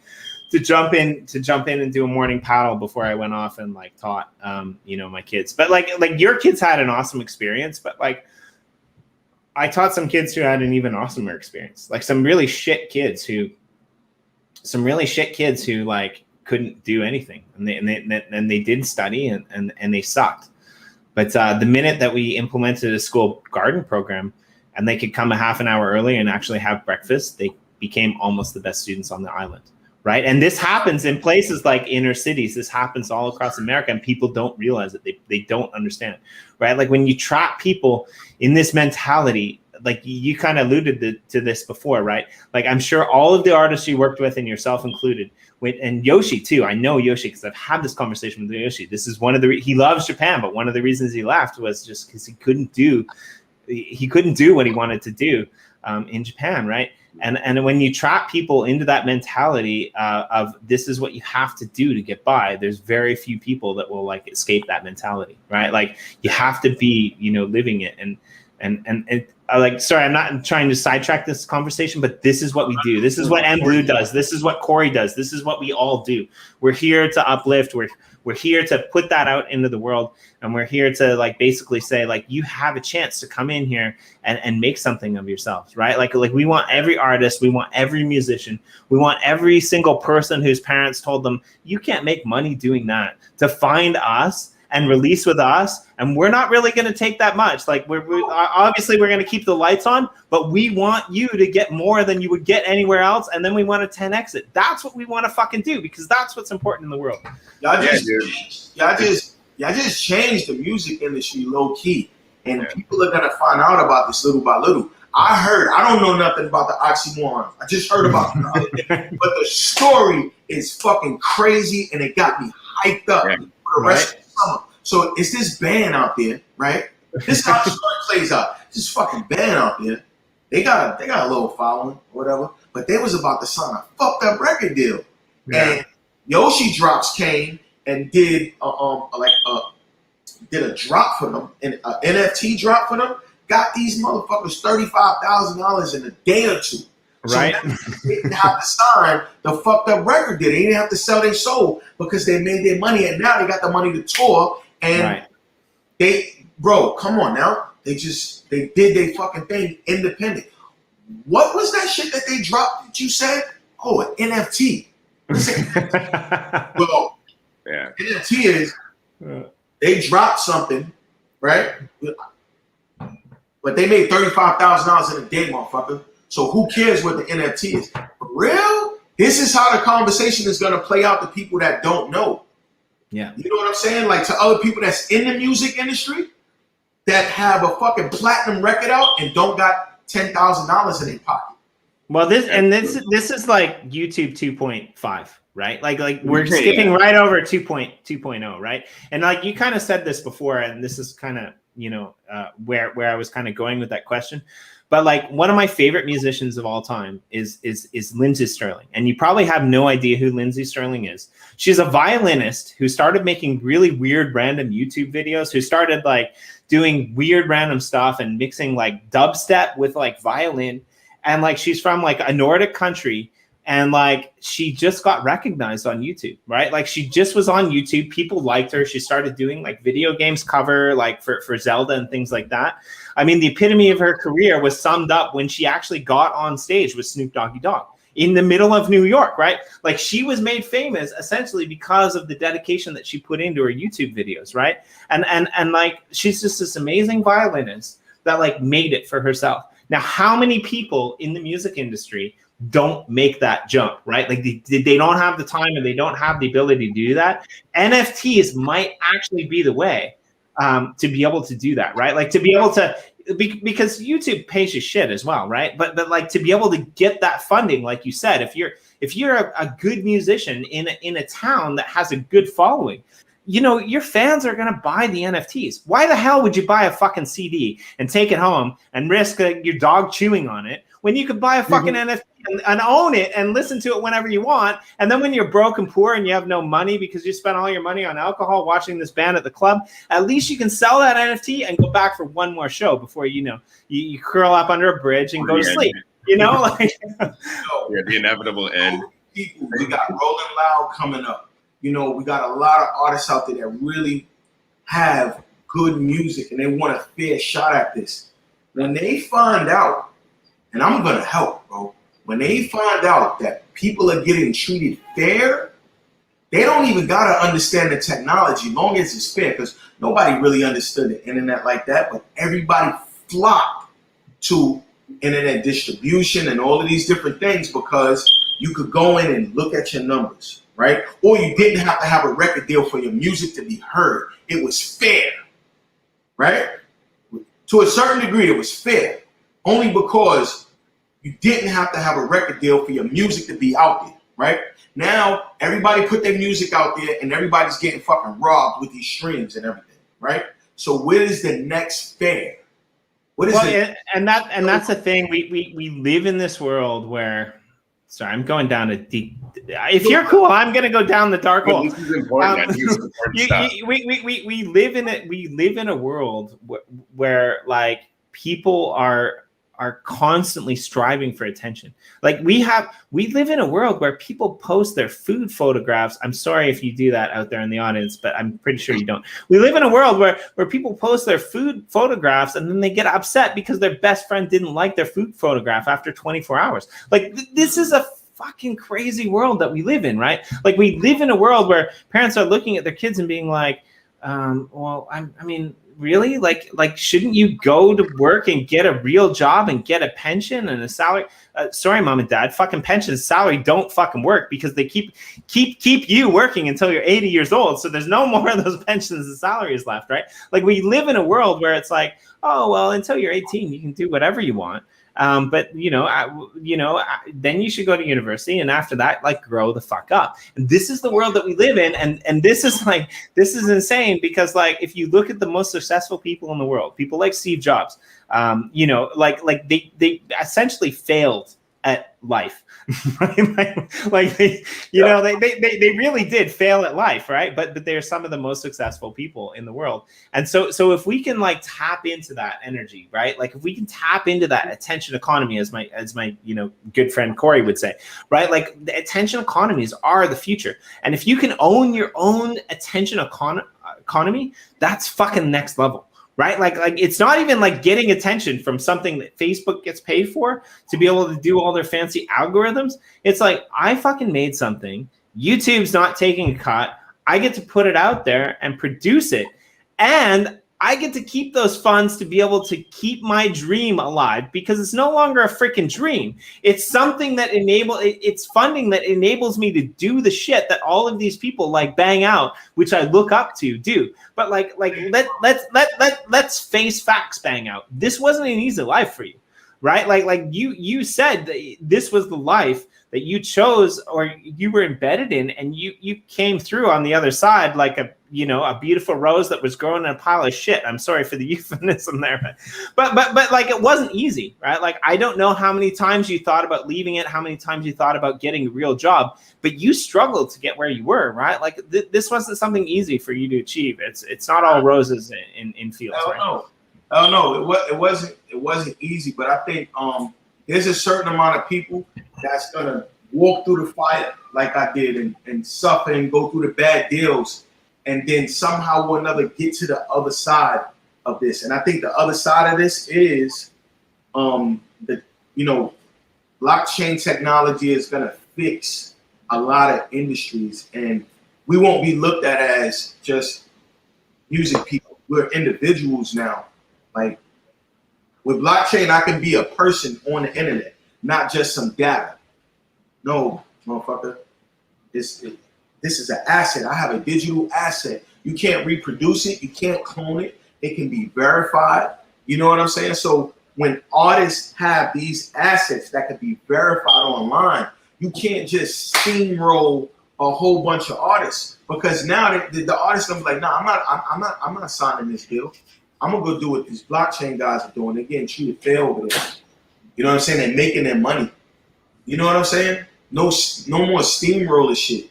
YouTube is killing creativity, because you got motherfuckers out there doing beautiful stuff, making all of these views for YouTube and keeping YouTube popular, and they get that little fucking thing in the mail that is worth no money at all. They hang it on the fucking wall. Right. You know what I'm saying? You can't eat that shit. It's not good payment. I told my son the other day, I said, watch these reaction videos. I said, somebody is gonna come and turn these reaction videos into NFT, right? So there's artists who hasn't had a buzz in years, but a young kid is gonna do a fucking reaction video, get that old record that didn't get no recognition, is gonna bring some attention to it, and it's gonna generate some income because of the NFT. If it was just for YouTube, people still gonna be broke. They ain't gonna pay nobody. But with the NFT, this person who ain't thought about their own music in 20 years could go buy a house now. And I mean, in a way, I kind of feel like it's our obligation or our job, like being on the other side of the fence, to be able to roll out that green carpet and, put up some barriers so that when people stumble across it, they don't fall into the flames that is everything that has been keeping us down, right? Like Corey mentioned Sidetrack before. My only annoyance with Star Trek, actually, and my only annoyance with life really is, how the fuck do we not have a colony on the moon? How the fuck are we not using all of our genius for good? How the hell, are we still in this cannibalistic, ideology mindset whereby we're profiting off of other people? Because it's not necessary. We should be enabling other people, uplifting other people, bringing other people to the apex of what they're capable of, and then fucking maxing that out to an extent that they didn't even realize they have. And this is in a way what I kind of feel like you do with your production and your music. You were talking about these rappers, and they don't really know. I'm sorry if I'm putting words in your mouth, but you're they don't really know about music. And you said when you do something with their music and you show other producers what you've done, that's an amazing thing, right? What I took from that was really interesting, because I was kind of listening, but I was kind of thinking on my own thought level, what the fuck do they think when they hear what you did with their music? Because they're like, holy shit, I didn't fucking realize I was that good, right? It's really Yo, the crazy part about this whole thing is, I'm always gonna tell my story. Think this is the biggest part of my whole music career right here. This quiet time, going from, because I don't really plan on participating with the music industry that I participated with before. In terms of business, I literally have a whole different business model, and it's not with the conventional music industry. It's with the music industry that's being born online right now. You know what I mean? With people taking back ownership, and new different platforms like the uplift world. You know what I'm saying? The NFT world, the metaverse that's coming. I didn't understand the metaverse for a while, but now I get it. It's here, damn near it's here. It's being developed.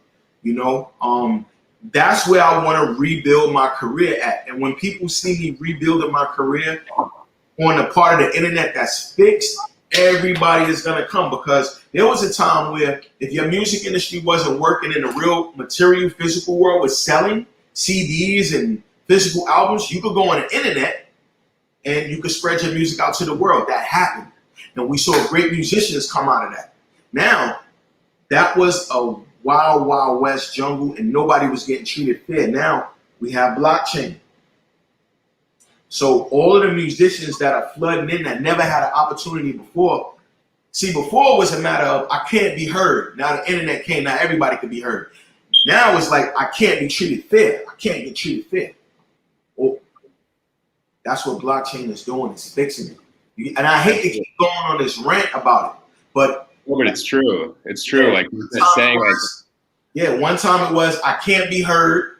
Now it is I can be heard, but I'm not being treated fair. Now is I can be heard and I can be treated fair. What kind of artists are gonna come out of that? I think our next fucking president could be a musician. Well, and not even artists, sorry, but like fans, right? Like I really like the Red Hot Chili Peppers. Sorry, I'm getting excited. I'm knocking baby chairs and shit over. I really like the Red Hot Chili Peppers, but I'm really fucking pissed off every time I have to pay like $75 or $100 for a concert, because I'm not pissed off if they're getting the money, but because I know that the majority of that money isn't going to them, right? And what are these things that really pisses me off in the real world as well? Is like, I'm sorry, I'm just going to throw this out there, but like these, what are they called? What the fuck do they call those things where all the kids, like they stage this weird thing and then they show up in a mall and they go get like the pop-up dance thing.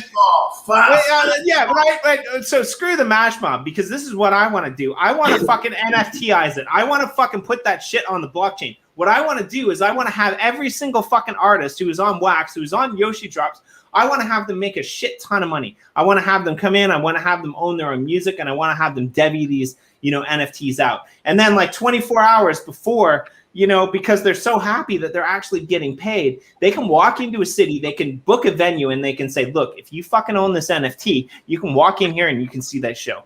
You can't, right? Like if fuck the scalpers. If you want to scalp shit, then buy something from the scalpers. But like, that's what I want to see. Maybe you do it once a year. Maybe you do it in Brooklyn, right? If you're from Brooklyn, maybe you do it in California. Maybe you do it in all these places. But that's what I want to see. Ownership of the ability to give your music away how you see fit. That's an amazing fucking thing.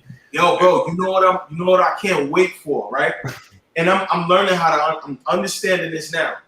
In the hip hop community, I think one of the traditions in hip hop is giving back, right? Mm-hmm. So when this shit works out for me, right, I cannot fucking wait to go buy my cousin some shit with this crypto, with something like, yo, bro, guess where this came from? Remember that fucking NFT that I dropped? Yeah, you need to put your music out with them. Yeah, that's how I bought you all of this shit. You needed that biggest, right? Yeah, this is crypto, bro. This wasn't universal right here. You know what I mean? Not even your cousin, your kids. Yeah, that's the universal rule. Like in Chicago, I grew up. What happens? Yep. And then what happens when the cool rapper? Because I'm not a cool rapper. What happens when the cool rapper goes and make $1 million off this shit, right? And he want to give back. He gonna say, yo, bro, I'm giving out NFTs. I'm giving out $1 million worth of NFTs. I made $5 million. I just spent $1 million to create these NFTs, and I'm giving them away. Giving these NFTs away. We balling, bitch. That's a part of hip hop. I'm sharing. You know what I'm saying? I'm buying bottles at the bar with all my money that I made off the music industry. Now it's like, fuck that, man. I'm giving out NFTs, man. Everybody get an NFT on me. Meet me at this club. You give me an NFT, goddammit. Yeah, I love that. It's crazy. It's gonna get crazy. The power is coming back in the artist's hands, man. And Morton's onto something here. Burn that NFT for entry. If you're in Brooklyn at the time that if you're in Brooklyn at the time that like there's a concert and you want entry, you burn that NFT. Not only does it get you into the concert that you want, what it does actually is it produces a higher value for all those other people that weren't in Brooklyn. Yeah. Right? Like that's huge, Morton. That's Thank a you. super fucking ticket right there. Right. Absolutely. Absolutely. You can even like sell NFTs even in the concert that you use an NFT to get into. And those are they cost less in the concert than they do on the market. So like say it was like $10 in the venue, but it was like $1,000 on Atomic Hub. Yeah. So, and then you're creating an arbitrage for your supporters, essentially. Yeah. In New York City, there's a heavy club culture in New York City. Heavy party culture. You know, we got a culture in New York City where, you know, New Year's Eve for regular fucking people, of course, $100 get inside somewhere and party. Right. So soon, like you see, I got the VIP line. It's gonna be the NFT line. Hey, I'm gonna go get a drink, but before I do that, I'm gonna add a very special person to the stream because we're on here for 2 hours, and I want you to meet BangOut. I'm sure you've met him, but I want you to meet one of my favorite people in the world again. So I'm just gonna plug. I'm just gonna plug him in here. Hey. What's up, this guy? How you doing, brother? Hey there, man. What's up, Blue? Hey. You know, I caught the earlier show with you guys. Then I had a meeting that I jump on. Yeah, I'm sorry I missed that meeting. By the way, I was having way too much fun over here. No, like redefining the whole fucking industry with BangOut. You know, that's what we just did. Yeah, so I was watching earlier and just loving it, man. BangOut, you're such a great personality. We need to set you up with your own studio, with one of these mics, right? Right in front of you, green screen, set you up, and then have you roll, man. We'll have your guests. We'll have your guests come on. You can interview all of the celebrity artists that you've produced over the years. Yeah, because I would love to slow down and really give my real story to the people. But you know, with time, because it takes a lot of time. It's a lot of unpacking, a lot of details, a lot of timeline stuff. I would really like to unpack all this stuff for the listeners, man. Well, you know, here's the thing, right? Because, and you know this better than anybody, you know, we're defining and we're designing the future of music. And who better than an OG such as yourself that has been through the shit, right? You've seen it all. You've seen it all, right? And you've worked with some of the greatest talent in the world. So you've got so much knowledge to bestow upon all of these rising artists, you know, and the future Eminems, the future Taylor Swifts, the future, you know, Ben Harpers, right? You know what it takes to go through that through the old world, right? But you now have the preview and the privy of what the future looks like and what's available, right? They don't have to sign these shitty contracts. They don't have to sell their soul, right? There's a new way. And so who better than a father of four who understands a lot the love of a child, right? It's like until you become a daddy, you just don't understand what that means, right? Yeah. But it softens you to a degree, and your whole priorities in life shift, right? After you have your first child, you know, you're banging out this way, right? Then you have a child, then you're like, okay, I got to correct a little bit, right? And but so you can be the way shower for the future artist to come into this ecosystem in a right way. I may say this, right? For any artist that's been down for a long time, right? You already know how this shit go when you doing your music industry stuff and you got your credits, you got a whole bunch of contracts that was signed, right? And a lot of times, some of them contracts won't be honored. You will never get your fucking check. 20 years will go by and you'll find out that you have a revenue stream of over $30 fucking million that you never knew about that you don't even have access to. So with smart contracts, you know, I want to get into smart contracts because I'll never get in. with smart contracts, so you don't got to smart. You don't have to do anything. That's the beauty of it. So when people see me transition over from 20 years of conventional music industry and not getting nowhere close to the lion's share to me going in the music industry on this side and doing things the blockchain fairway, when people see how I transform my life, a lot of people are gonna, you know. Yeah, you know what? You know what's amazing about this? What's most amazing about this is like before blockchain, before NFTs, before this technology, like you've already transformed the music industry in a big way, right? Like, so now you're like, again, we're back to like, you know, YouTube 2.5, NFTs, BangOut's coming in, and he's going to fucking bang out the future. I'm really glad Corey's not on the stream because he hates puns, but like totally, man. Dude, it's a beautiful thing. Like, I feel like what we've been talking about a lot of this episode, you know, the music industry, if we're looking at that analogy, like, why does the caged bird sing? Like, the music industry is kind of that cage. YouTube is the cage with the little door open, and blockchain is like no cage, and the bird's just singing. Where's the fan? Because yeah, you're right. Like YouTube is the cage with the door open, but there's still a fan. If you get famous enough, you know, you're gonna get knocked on the head by the fan, and you're gonna get brought into the whole, you know, production. Yeah, that to bring you into the next thing, and that's the thing. Is we should need a cage. We don't need barriers. We don't need walls. I mean, that's like a lot of like why Ken and I were a part of the Shitcoin event. That's like a lot of the things that you guys do in this space in general. It's we're trying to remove barriers of entry for people. We don't want, we're tired of people hearing like, no, you're not allowed to do this, or no, you can't make money off the thing that you created. Like, it's so crazy. It was like that for a long time in the 80s and the 90s. I remember, and this is some real shit, I saw this happen with my own eyes, bro. There was really a time where they was shutting out positive artists, like artists with a message. No, you can't get a deal. You can't even play. You can't enter. You couldn't be a part of the club. You couldn't get your music out to the masses. Then the internet came. So it kind of leveled out the playing field. Now, you know, a lot more people could get in and they could get recognized, but nobody's being treated fair.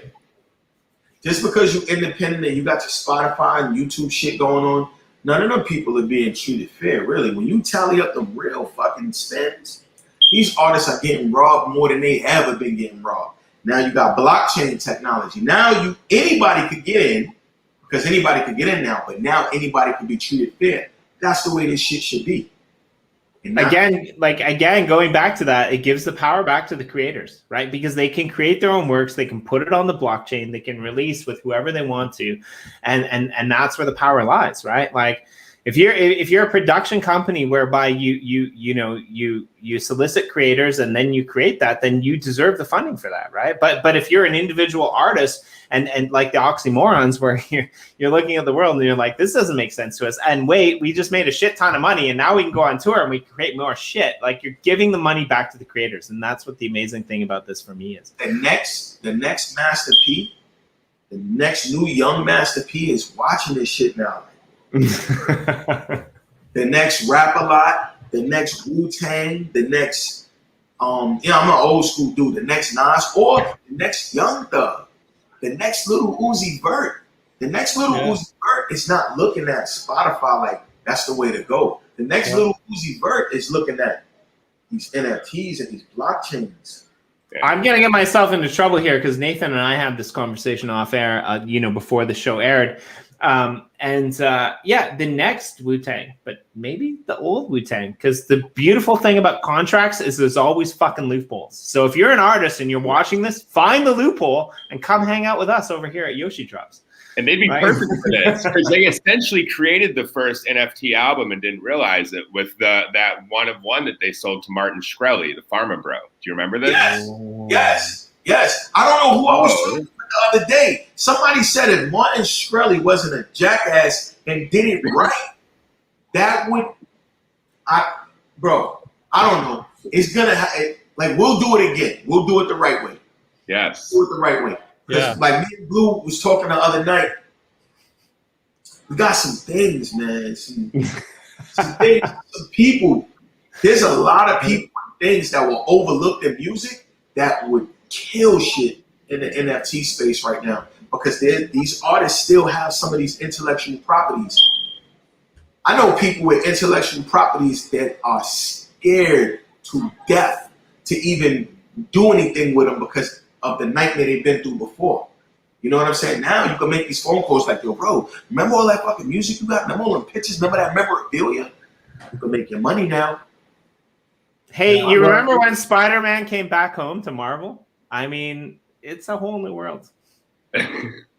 Yeah. Well, you know, and let them know that they will be the owners of that IP until they decide to completely sell it, right? So their name will be logged on the blockchain indefinitely, attached to that piece for all of time. So it's trackable, it's verifiable, it's indisputable. So, you know, what I wanted to say is that, you know, oxymorons, I think, is the next living color of our time, right? That's a good line. I like it. Yeah, and they are actually dope. Yeah, they are a dope band. Yeah, and you know, they're at that pivotal point. You know, just before Yoshidrops came on the scene with Oxymorons, they were this close to signing a really bad deal because they needed to fund their world tour, right? So they were in a weak position. But then we did the drop. Now they're in a power position, right? Now they're going, you know, we don't need you to buy us that touring van, right? And so the label's going, what? What? You don't need me? Come on. The man. It's a nice man. Lloyd Banks just dropped the album. And you know Lloyd Banks, that's original G-Unit fan. I'm talking about from the G. That's Lloyd Banks. I think Lloyd Banks could have benefited. I'm sorry, guys. I think Lloyd Banks could have benefited and still can benefit off of blockchain technology to, you know, just to make his situation a lot better right now, because he has to depend on the old way still, you know, and the old way is not serving artists, man. I think if Lloyd Banks, because they got Lloyd Banks in the conversation of one of the dopest artists out of New York City, so I think it should be celebrated with more than just fucking streams. Dude need a token right now. You know what I mean? He needs an NFT rollout right now. Hey, I don't mean to cut this off because this is really good, but Blue, you want to know the most important thing that I learned on today's stream? What? That the most underrated artist, well, he just happens to be the most underrated producer in New York City right now happens to be on the line. This is what we learned from BangOut. Hey! Guys. Yeah. BangOut's gold, man. No, it's Yoshi. It's Yoshi. 2 hours. 2 hours. 2 hours. Right? I tried to let him go. I tried to let him go after an hour, but he just wanted to stay and hang out with us. That's how cool he is. It's good. Ball, man. You're gonna get your butt. You're gonna get your own show. We decided already. We're good. Right? Jimmy, he's the king of Batakai. King of Batakai. You know what that is, Jimmy? No, I missed that. You cut out there. Sorry, Yoshi. Yeah, we can't hear you too good, Yoshi. Remember the Japanese? Oh, sorry. Ido Batakai. Remember that word? Do you know? Kaigi?